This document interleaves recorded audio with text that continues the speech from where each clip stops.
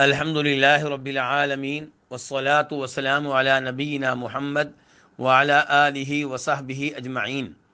ایک بھائی اپنے سوال میں لکھتے ہیں کہ ہم بچپن سے یہ سنتے آئے ہیں کہ رزق اور مال عورت کے نصیب اور اس کی قسمت کی وجہ سے ملتا ہے، یعنی کہ مرد کو وہی مال ملے گا، وہی رزق ملے گا جو اس کی بیوی کی قسمت اور اس کے نصیب میں ہوگا، اور جو اولاد ملتی ہے وہ مرد کے نصیب اور اس کی قسمت کی وجہ سے ملتی ہے۔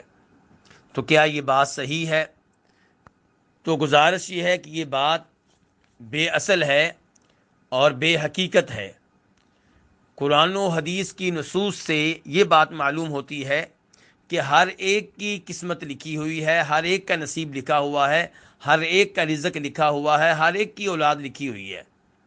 یہ کہنا کہ مرد کو وہ رزق ملتا ہے جو اس کی بیوی اور اس کے نصیب میں ہو، یہ بات درست نہیں ہے۔ اللہ رب العزت قرآن حکیم میں ارشاد فرماتے ہیں وَمَا مِن دَابَّةٍ فِي الْأَرْضِ إِلَّا عَلَى اللَّهِ رِزْقُهَا، زمین پہ کوئی بھی ہے اس کا رزق اللہ کے ذمے ہے، اور اللہ تعالی ہر ایک کے ٹھکانے کو جانتے ہیں۔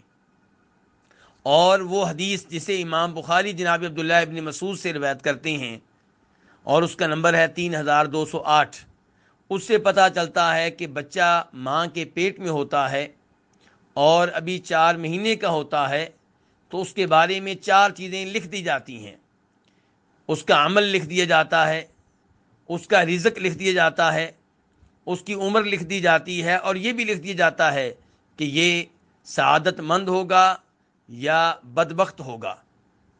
تو یہاں پہ یہ نہیں کہا گیا کہ مرد لڑکا ہوگا تو لکھا جائے گا کہ اس کی کتنی اولاد ہوگی، اور لڑکی ہوگی تو لکھا جائے گا اس کا کتنا رزق ہوگا، بلکہ ہر بچے کے بارے میں کہا جا رہا ہے کہ ہر بچے کے اعمال بھی لکھے جاتے ہیں، اس کا رزق بھی لکھا جاتا ہے، اس کی عمر بھی لکھی جاتی ہے۔ اور ہمارا بطور مسلمان اس بات پہ ایمان ہے کہ ہر ایک کی تقدیر، ہر ایک کی قسمت، ہر ایک کا نصیب اللہ نے بہت پہلے لکھ دیا ہے، وہ لڑکا ہو یا لڑکی۔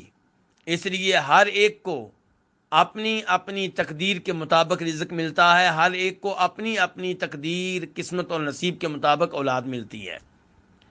اور یہ بات جس کا تذکرہ سوال میں کیا گیا ہے یہ درست نہیں ہے۔